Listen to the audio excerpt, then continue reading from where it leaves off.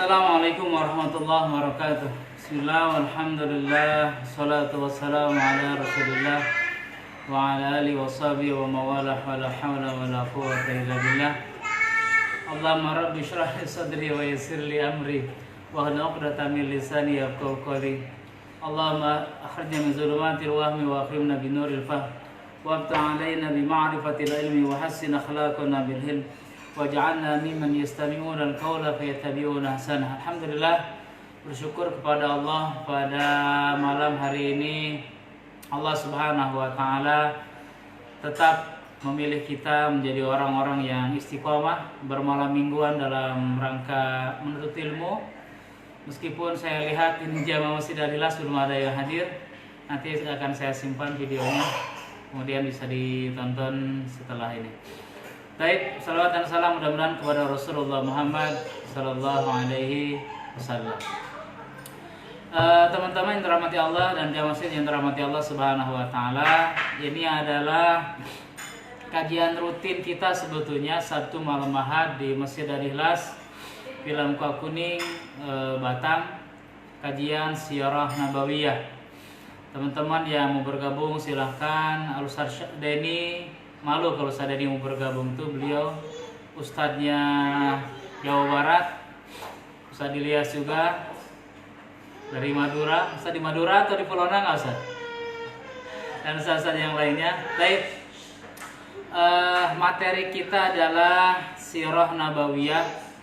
Ini materi yang sangat penting sekali dalam memahami agama kita, bahwa ilmu agama tanpa dilengkapi dengan ilmu sirah itu tidak akan sempurna. Karena salah satu syarat memahami agama dengan sempurna adalah mempelajari dan memahami model dari agama itu sendiri. Al-Quran Allah turunkan kepada kita semuanya tentu tidak menjadi teori yang hanya sekedar dibaca dalam sebuah mushaf, tapi ada model yang Allah berikan kepada kita, sehingga ketika memahami Al-Quran kita harus kembali bagaimana Rasulullah memahami Al-Quran. Begitulah kita seharusnya memang memahami Al-Quran, memahami sunnah, kembali kepada pemahaman bagaimana Rasulullah mempraktikkan Al-Quran dan sunnah itu di dalam kehidupan nyata. Baik, pada pertemuan yang lalu kita sudah membahas tentang perjalanan Rasulullah Sallallahu Alaihi Wasallam ketika masa kecilnya dari Makkah diajak berdagang oleh paman beliau Abu Thalib ke Syam. Kita review kembali, insyaallah review kembali agar kita bisa melanjutkan materi pada malam hari ini. Pada pertemuan yang lalu kita sudah membahas bagaimana Rasulullah tidak mau ditinggalkan di kota Makkah oleh paman beliau. Menurut seorang ahli sejarah, Syekh Abdul Nasir Jamda, beliau mengatakan Rasulullah memang tidak mau ditinggalkan oleh Rasulullah SAW di Makkah, sehingga diajak oleh pamannya ke Syam ikut berdagang. Padahal pada waktu itu tidak biasa ada anak kecil ikut berdagang, tapi Abu Thalib paman beliau mengajak beliau berdagang. Seperti yang kita ketahui, salah satu kebiasaan orang-orang Quraisy, dan ini menjadi anugerah bagi mereka, adalah berdagang. Berdagang musim dingin ke Yaman, Syita, musim panasnya musim Syaib, faslu Syaib ke Syam. Diabadikan dalam surat Quraisy, li'ilafi Quraisy ilafihim rihlatash syita'i was-syaib. Bahwa karena kebiasaan orang Quraisy mereka melakukan dua perjalanan. Perjalanan musim dingin ke Yaman, perjalanan musim panas ke Syam, mereka berdagang. Ini juga merupakan salah satu anugerah yang Allah berikan kepada orang-orang tinggal Jazirah Arab, ya. Salah satunya adalah berkat doanya Nabi Ibrahim alaihissalam, Rabbi ja'al hadza baitan amina, baladan amina, warzuq lahu minats thamarati man amana billahi wa yaumil akhir. Ya Rabb, Tuhan kami, jadikanlah negara ini negara yang aman. Pertama, aman. Yang kedua, warzuq lahu minats thamarat. Yang kedua, dicukupkan pangannya, buah-buahan. Yang ketiga, man amana billahi wa yaumil akhir, orang yang beriman kepada Allah dan hari akhir. Makanya para ahli sejarah mengatakan ada 3 pondasi negara itu akan menjadi negara yang maju? Pertama, mereka mempunyai keamanan, aman negaranya. Karena syarat membangun sebuah negara, kalau tidak aman bagaimana? Yang kedua, cukup pangan, warzuq ahlu minats tsamarat. Yang ketiga, kemudian beriman kepada Allah dan hari akhir. Dia beriman kepada Allah. Itu salah satu syarat membangun sebuah negara yang diceritakan di dalam doa Nabi Muhammad SAW. Kemudian seperti yang sudah kita pelajari bahwa perjalanan ini memberikan hikmah yang sangat luar biasa kepada Rasulullah SAW. Ketika perjalanan dari Makkah ke Syam, beliau senantiasa dinaungi oleh awan. Dinaungi oleh awan di atas beliau sehingga beliau tidak merasakan panas. Bisa dibayangkan bagaimana Jazirah Arab gitu ya. Tidak ada kendaraan yang cepat pada waktu itu, belum ada pesawat, belum ada kereta, ya. Taksi online pun, ojol pun belum ada begitu. Perjalanan yang sangat panas dan makan waktu yang cukup panjang gitu. Dan Rasulullah dinaungi oleh awan. Ini salah satu irhas, tanda-tanda Nabi akan Allah angkat sebagai Rasulullah SAW akan angkat sebagai Rasul pada waktunya nanti. Baik. Kemudian hikmah dalam perjalanan itu adalah bagaimana Rahib Bahira ketika sampai ke Syam, ada sebuah kota namanya Bahira. Di situ seorang rahib ini gak pernah keluar dari biaranya begitu. Tapi beliau melihat tanda-tanda fenomena alam yang beliau pahami dari kitab terdahulu, dari kitab beliau. Beliau keluar dari biaranya itu dan mengetahui akan datang seorang calon nabi. Dan betul saja. Dan beliau begitu luar biasa mengetahui bahwa ini adalah nabi yang ditunggu-tunggu oleh mereka sesungguhnya. Ya, ditunggu-tunggu oleh mereka sebab tertara di dalam buku mereka. Nah, kemudian sampai pada Bahiro ini mengundang Rasulullah dan para rombongan untuk makan. Sebelumnya bolak-balik kafilah datang ke sana, nggak ada yang diajak makan, nggak ada yang diundang ke tempat beliau, diundang untuk makan. Baik. Nah, kemudian disitulah Rahib Bahir bertanya kepada pamannya. Pertanyaan yang sangat terkenal sekali, itu kan, mana bapaknya kalau bahasa kita? Kata Abu Thalib, saya bapaknya. Kata beliau, gak mungkin bapaknya masih hidup. Karena memang beliau mengetahui dari kitab beliau bahwa dari kitabnya orang-orang Nasrani bahwa sudah meninggal bapaknya. Baik. Nah, bahkan sampai Rahib Bahiro mampu menafikan ayah beliau. Ini pengetahuan beliau terhadap Rasulullah Shallallahu Alaihi Wasallam. Nah, jemaah yang dirahmati Allah, ini pelajaran kita pada pertemuan yang lalu. Maka insya Allah pada malam hari ini kita akan melanjutkan kajian kita, yaitu tentang bagaimana Rasulullah pasca pulang dari Syam berdagang dibawa oleh paman dia. Apa itu? Yaitu Rasulullah menggembala kambing. Ini materi kita pada malam hari ini. Baik, teman-teman jamaah yang dirahmati Allah Subhanahu Wa Taala, jamaah sidalillah yang dirahmati Allah. Rasulullah setelah pulang kemudian tumbuh menjadi remaja. Beliau tidak menjadi anak remaja yang manja kepada paman beliau. Meskipun paman beliau lebih mencintai Rasulullah daripada mencintai anak-anaknya sesungguhnya. Tapi Rasulullah coba tidak mau berpangku tangan, ongkang-ongkang kaki begitu kan, hanya berharap kepada pamannya. Beliau bekerja menggembala kambing, menggembala domba, meringankan beban siapa? Abu Thalib. Ya, dalam sebuah riwayat dari Abu Hurairah radhiyallahu an bahwa Rasulullah sallallahu alaihi wasallam beliau bersabda, "Ma ba'atsallahu nabiyyan." Tidaklah Allah Subhanahu wa taala mengutus seorang nabi illa ra'yal ghanam, kecuali nabi itu menggembala kambing. Faqal ashabuhu, kemudian sahabat Rasulullah SAW bersabda, wa anta, engkau juga wahai Rasulullah? Qal na'am, iya, kuntu ar'aha ala qararit ahli Makkah. Saya juga menggembala kambing, kata Rasulullah, dengan upah kirot, satu kirot dari penduduk ahli Makkah pada waktu itu. Nah, jemaah yang dirahmati Allah, bagaimana Rasulullah tidak bermanja kepada paman beliau, dan bukan hanya sekedar menggembala kambing. Ada hikmah yang sangat luar biasa di balik bagaimana menggembala kambing itu. Bahkan ada seorang ulama yang menulis buku tentang menggembala kambing ini. Kalau tidak silap nama bukunya Min Ra'il Ghanam ila Ri'ayatil Umam.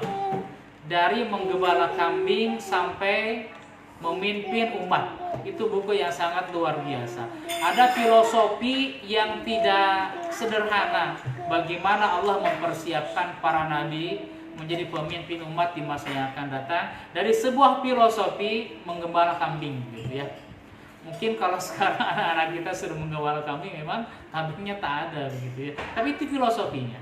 Ya, setidaknya bahwa anak usia belasan itu sudah bukan usia yang harus terlalu dimanja sekali. Mereka harus diberikan tanggung jawab oleh orang tua agar tumbuh nanti ketika memasuki usia balik laki-laki menjadi anak yang memang punya tanggung jawab gitu. Sudah siap terjun di masyarakat.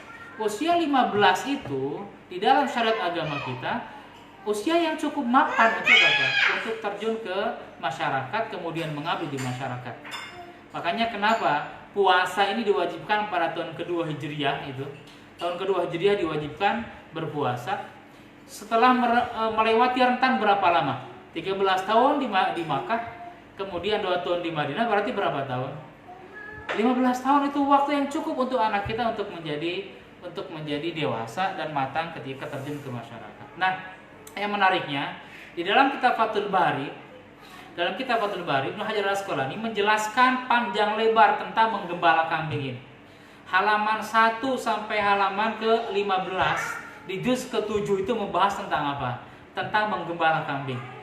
Ini pembahasan yang cukup mendalam bagaimana Allah mempersiapkan para nabi menjadi pemimpin umat di masa yang akan datang.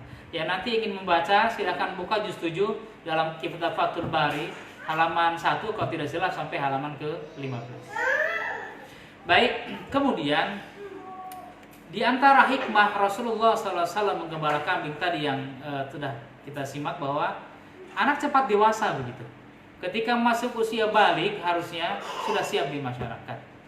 Nah, kenapa di kita anak-anak lambat sekali untuk dewasa? Pertama, struktur pendidikan kita tidak memungkinkan anak untuk dewasa pada usia 15 tahun untuk laki-laki. Padahal itu batas rata-rata balik anak. Bahkan bisa lebih cepat usia baliknya anak-anak di zaman kita semuanya. Struktur pendidikan kita tidak menyebabkan anak menjadi dewasa.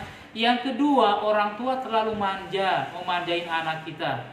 Salah mengimplikasikan implementasikan masalah kasih sayang. Akhirnya pada usia 19, 20 anak masih sangat manja, masih tergantung kepada orang tua. Padahal dalam Islam usia 15 sudah harus terjun ke masyarakat. Kemudian yang kedua, pada waktu itu sebetulnya menggembala kambing itu adalah bukan pekerjaan kabilahnya Rasulullah gitu. Menggembala kambing, tukang besi itu merupakan pekerjaan kabilah termasuk kelas menengah ke bawah gitu. Sedangkan Bani Hashim ini adalah keturunan orang-orang yang terhormat, mereka para pedagang gitu. Tapi Rasulullah SAW tidak mau membebani pamannya, sehingga beliau bekerja menggembala kambing yang penting halal dan bisa membantu paman beliau. Kemudian ini salah satu hikmahnya juga, akhlak terpuji Nabi SAW memahami keadaan paman beliau, bekerja meringankan beban paman beliau. Nah, ini juga hikmah ilahiyah, ya, hikmah ilahiyah bahwa harta terbaik adalah hasil keringatnya sendiri, bukan sesuatu yang turun dari langit atau hanya sekedar mengharapkan terhadap orang tua kita semuanya. Maka Rasulullah SAW bersabda, ma'akala ahadun ta'aman qatu khairun min ayyakula min amal yadihi.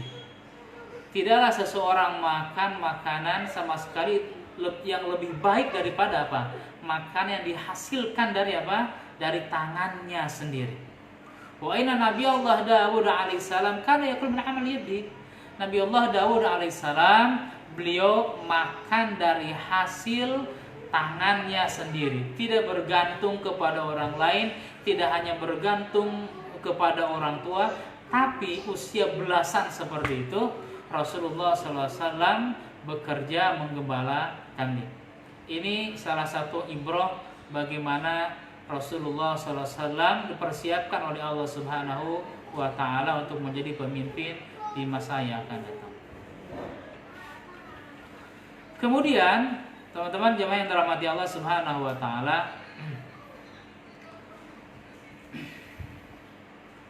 salah satu di antara hikmah dari menggembala kambing itu, pertama kesabaran. Bagaimana tidak sabar coba? Satu pergi ke sana, yang satunya lagi pergi ke arah yang berbeda, dia harus mengumpulkan. Bagaimana kambingnya bisa dia jaga sehingga tidak masuk ke tanah orang lain. Kemudian yang kedua keuletan. Jadi seluruh komponen sifat-sifat calon pemimpin di masa yang akan datang itu sesungguhnya ada di dalam apa? Di dalam menggembala kambing itu. Kesabaran, keuletan, kerendahan hati gitu kan. Kemudian keberanian. Sifat yang melindungi dan merawat. Kalau ada ini di pemimpin-pemimpin kita, ini kan sangat luar biasa, kan ya? Jadi pemimpin kita suruh menggembala kambing dulu lah, biar punya sifat-sifat yang seperti ini. Pak Jokowi, Pak Binsar, Lut Panjaitan suruh gembala kambing agar tahu bagaimana filosofi menjadi seorang pemimpin dimulai dari apa? Dari menggembala kambing. Kemudian bagaimana sifat mempersatukan, tuh kan? Kalau kambing sudah terpensar dipersatukan seperti apa? Kemudian kejujuran atau tanggung jawab, menghargai kerja keras, menyayangi makhluk lain dan sebagainya itu ada di dalam filosofi bagaimana menggembala kambing itu.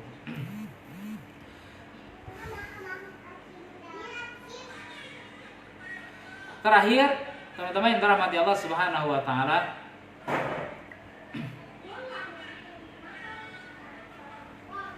bahwa Rasulullah Shallallahu Alaihi Wasallam dijaga oleh Allah Subhanahu Wa Taala. Beliau tidak bergaul dengan pemuda-pemuda Quraisy yang lain, tidak melakukan kemaksiatan, sehingga sejak masa kecil, sejak remaja dijaga oleh Allah. Dalam sebuah riwayat Rasulullah SAW bersabda, "Ma hamamtu bi syai'in mimma kana jahiliyah ya'maluna ghairu marratain." Aku tidak pernah menginginkan sesuatu yang biasa mereka lakukan di masa jahiliyah, kecuali dua kali saja. Itu pun kemudian dicegah oleh Allah Subhanahu wa Ta'ala. Kullu dzalika yahulullahu baini wa bainah. Allah mencegah keduanya itu. Tsumma ma hamamtu bi hatta akramani bi risalatihi. Setelah itu aku tidak pernah menginginkannya sampai Allah Subhanahu wa Ta'ala memuliakan aku dengan risalahnya. Apa saja? Qultu lailatan li gulamin yar'a ma'i bi ala Makkah. Aku pernah berkata kepada seorang teman yang mengembala bersamaku di Makkah, tolong awasi kambingku karena aku akan memasuki kota Makkah. Kemudian untuk apa? Ada yang bergadang di sana, para pemuda melakukan mendengarkan musik-musik begitu datang ke sana. Kan tapi Allah Subhanahu wa Ta'ala menghalangi itu. Ya, menghalangi itu. Rasulullah SAW ditidurkan oleh Allah Subhanahu wa Ta'ala sehingga tidak sempat menghadiri tempat itu. Kemudian temannya mengatakan, "Qala af'al," maka lakukanlah. Fa kharajtu hatta idza kuntu 'inda awwali dar di Makkah, sehingga ketika aku sampai kepada sebuah tempat, ya, rumah pertama di kota Makkah, sami'tu azfan, aku mendengarkan nyanyian.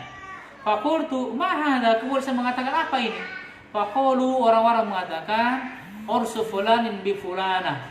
Ini adalah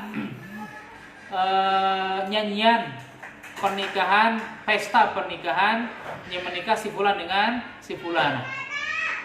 Fajalastu asma fadaraballahu ala udhuni fanimtu. Maka aku duduk kemudian mencoba mendengarkan, akan tapi Allah Subhanahu wa Ta'ala menidurkanku pada waktu itu. Fama aiqadoni illa harus syamsi, tidak ada yang membangunkanku kecuali apa? Tarik matahari pagi-pagi baru membangunkan Rasulullah sallallahu alaihi wasallam. Fa'udtu ila sahibi, kemudian aku kembali kepada temanku di tempat menggembala kambing, ya. Fasa'alani fakhbartuhu, kemudian aku bertanya kepadanya dan dia mengabarkan kepadaku. Tsumaqultu lahu lailata ukhra, kemudian aku mengatakan kepadanya pada malam yang lain mithla dzalik, seperti ucapan itu. Wa dakhaltu Makkah, kemudian aku masuk ke kota Makkah, maka apa yang terjadi? Fa asabani mislam awwal lailatin. Apa yang terjadi? Allah Subhanahu wa taala menidurkannya seperti yang terjadi pada hari kemarin. Begitulah Allah Subhanahu wa taala menjaga Rasulullah sejak kecil dari permainan-permainan, dari kemaksiatan anak-anak remaja Makkah pada waktu itu. Allah menjaga Rasulullah sallallahu alaihi wasallam. Jadi terakhir Allah menjaga Rasulullah sallallahu sejak remaja. Ini artinya apa? Kalau ingin anak kita menjadi yang hebat nanti pada masa pemuda, apalagi di masa tua, maka jaga masa remajanya. Jaga masa remajanya, insya Allah akan tumbuh menjadi orang yang hebat di masa yang akan datang. Yang kedua, bukan berarti kita melarang bergaul terhadap anak-anak kita. Akan tetapi kita sebagai orang tua perlu memberikan perhatian, pengawasan, ya. Bahkan kalau perlu kita melakukan intervensi terhadap teman-teman yang tidak baik, itu sangat diperlukan. Kita sebagai orang tua jangan hanya masa bodoh, yang penting anak kita hidup, makan dan sebagainya, tapi harus mengawasi. Bahkan kalau ada sesuatu yang membahayakan, kita harus intervensi terhadap kegiatan anak-anak kita. Kita yang paling tahu mana yang terbaik untuk anak kita, mana yang tidak baik. Maka kalau terselamatkan anak kita dari penyakit remaja ini, karena sangat berpengaruh terhadap masa depan mereka, sangat berpengaruh terhadap kebaikan di masa yang akan datang. Jaga anak-anak kita seperti halnya Rasulullah dijaga oleh Allah Subhanahu wa taala. Tidak diperkenankan telinga Rasulullah mendengarkan musik-musik yang menyebabkan orang lupa terhadap Allah Subhanahu wa taala. Allah menirukan beliau sehingga pada masa remajanya, pada di zaman jahiliyah, Rasulullah tidak pernah mendengarkan musik itu. Ini persiapan Rasulullah menjadi seorang Rasul. Mudah-mudahan uraian singkat ini tentang bagaimana hikmah Rasulullah menjadi seorang penggembala kambing, ya. Kemudian Allah angkat dia menjadi seorang Rasul, maka pantaslah manakala seorang penulis besar Ibnu Hajar Al-Asqalani di dalam Fathul Bari-nya menulis begitu panjang 15 halaman tentang bagaimana Rasulullah menggembala kambing. Dalam juz 7 silahkan bisa dibaca. Min ra'yil ghanam ila ri'ayatil umam, dari mulai menggembala kambing sampai beliau menjadi pemimpin umat ini. Mudah-mudahan uraian singkat ini meskipun hanya lewat Facebook bisa bermanfaat untuk saya dan untuk kita semuanya. Terima kasih malam minggu ini sudah bergabung. Mudah-mudahan menjadi pahala untuk kita semuanya. Kita akhiri dengan doa kafaratul majlis. Subhanakallahumma wa bihamdika asyhadu an la ilaha illa anta astaghfiruka wa atubu ilaik. Assalamualaikum warahmatullahi wabarakatuh.